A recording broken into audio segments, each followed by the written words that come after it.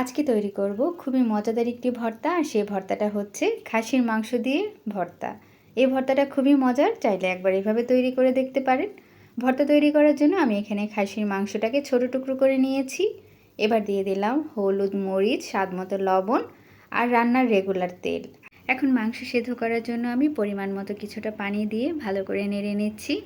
আর মাংসটা যতক্ষণ না পর্যন্ত ভালো করে সেদ্ধ হয়ে যাচ্ছে ততক্ষণ পর্যন্ত সেদ্ধ করে নিব।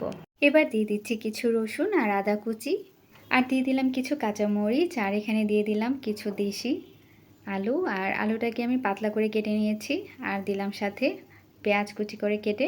তো এবার এগুলোকে ভালো করে ভেজে নিতে হবে। অতিরিক্ত মুচমুচে করে ভেজে নেওয়া যাবে না, কিছুটা নরম রেখে তারপর তুলে নিতে হবে। তো ভাজা হয়ে গেছে। এবার আমি একটা মিক্সিং জারে নিয়ে তারপর এগুলোকে ভালো করে ব্লেন্ড করে নিব। চাইলে এখানে শিলপাটায়ও বেটে নিতে পারেন। আর এই ভর্তাটা খেতে খুবই মজার। আমার হাতের কাছে ধনিয়া পাতাটা ছিল না, তাই আমি এখানে ধনিয়া পাতাটা অ্যাড করতে পারিনি। আপনাদের কাছে থাকলে একটু ধনিয়া পাতা অ্যাড করে দিবেন, তাহলে টেস্টটা আরও বেশি বেড়ে যাবে। এবার দেখিয়ে দিচ্ছি কেমন হয়েছে। মাংসের এই ভর্তাটা খেতে অসম্ভব মজার, চাইলে একবার এভাবে ট্রাই করতে পারেন। আশা করছি আপনাদের কাছেও ভালো লাগবে। সবাই ভালো থাকবেন। আল্লাহ হাফেজ।